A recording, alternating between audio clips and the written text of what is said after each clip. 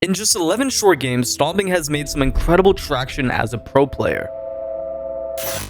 There's Stompn's first kill for G2. Stompn makes it a 3K in round 7. Being only 18 years old, he's helped reshape G2 in the most watched team in Siege esports. But only a year ago, he was the most unstoppable controller player, so much so that even players he played against felt like he was unfair to play against. Told all of you motherfuckers he's the greatest of all time! Caught Tommy. There's a guy. Right here, Zach! Right here! Get him! So this begs the question, how does he stack up against other past pro players? Does he look similar to any players, or is he creating his own lane? Let's find out. Stomping started his pro journey in January 2025 under M80X, which was coached by previous invite winner Merc. This academy team got off to an incredible strong start, only dropping one entire map against JJ & Co. in the Crucible Winter Series 2025. And they ended up taking first place for a prize pool of $4,500. M80X would then play in the Open Challenger Series #1, where they would make it all the way to the final round to qualify, but would fall short to the same team they just beat in the Winter Series. And that's when some cracks would start to show in their inexperience. After making it past the next qualifiers, they got pushed to the lower bracket of close and would face their biggest obstacle again, JJ & Co., where they would lose a clean 2-0, and that's when Super would say this on his stream. And you can say, oh well, they did so much, they accomplished so much. Like, look at all the progress they made. That's a huge fucking failure. It's an embarrassment. They got worse, ain't shit to be happy about, ain't no progress made. And that's when M80X would play their last competitive games together. They had a very short but successful run, highlighting not only Stomping and the other players, but also Merc's coaching ability, which seemed like a promising future for himself. Now, even with the loss of CL Quals, Stomping ended with the highest KD and rating overall, which is impressive for someone who was just playing in roller tournaments months prior. Now, I can't stress this enough, guys. Swapping from console to PC is night and day difference. Not only from a mechanical aspect, but also the way that competitive players play. So I can't imagine playing that well just swapping over.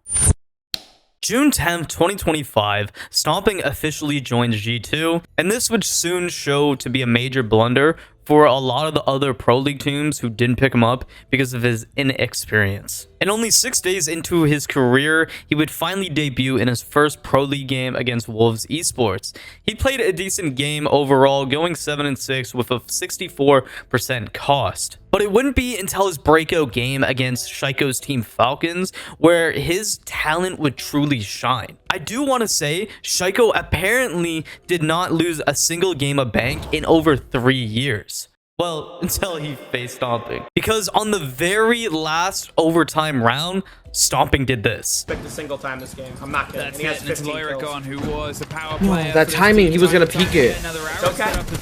Oh, stop it! Oh, stop it! Suddenly now, all the players win an Stop angle. it! One more for 20. One more for 20.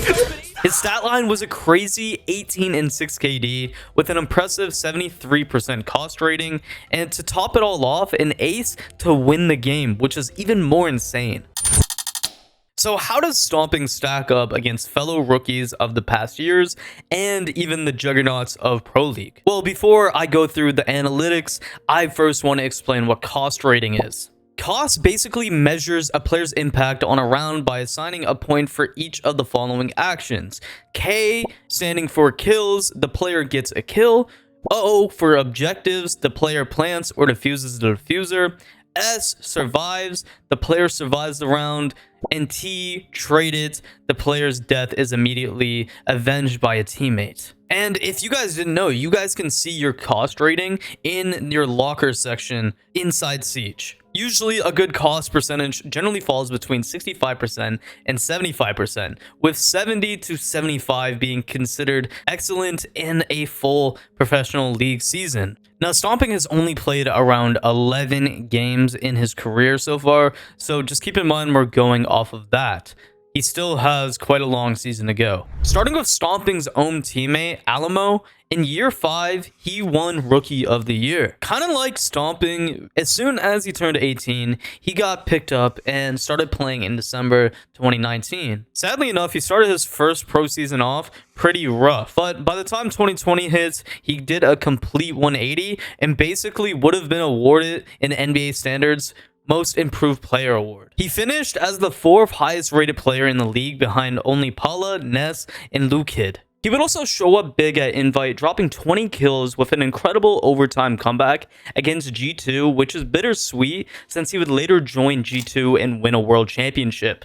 I have to say, Stomping has some veteran talent around him, so it makes sense he's able to play so well with players like Doki as well, aka my favorite player. When the season was finished, Alamo ended up with a 1.09 overall rating with a 14 plus KD and a decent average of a 66% cost rating. And when Spoit became a pro his rookie year, he was crowned Rookie of the Year and ended his rookie season with a 1.09 overall rating with a plus 25 KD and an impressive high of a plus 11 entry. And Spoit would perform amazing at the Berlin Major and win it all. He overall had a really impressive rookie year, even having the 2nd highest entry statistics in Stage 2. Now, when talking about an impressive rookie season, I would not be able to talk about any pro players without talking about Bolo, which landed himself in the top 10 in terms of rating statistics that year with a plus 43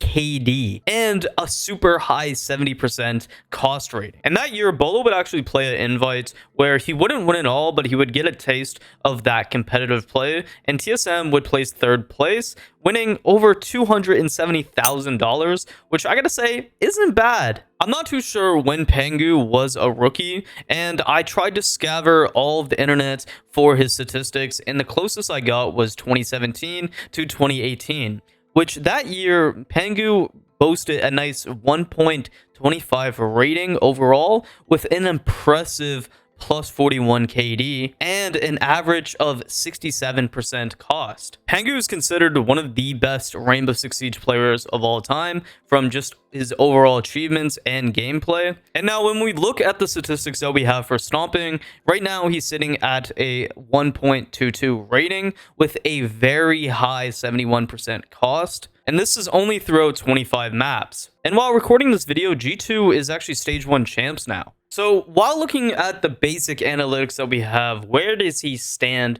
with the best of the past and current? Well, only time can tell, let's be honest. Because even if he was underperforming in a major, or if he was overperforming, you will never know how he's going to play in the next major, or even at Invite. So only time can tell. It's been very impressive watching how he has adapted to Pro League, and it's been great watching G2 play, and I'm just happy that there's more excitement around Pro League. So overall, I'm happy that there's a fresh face in Pro League that's pushing it forward and bringing new eyes to the game. Let me know down in the comments, guys, who is your favorite pro player of all time, and let me know why if you made it to the very end of the video. I just wanted to do this fun little documentary style video. Let me know how you guys liked it, and maybe in the future I'll do more.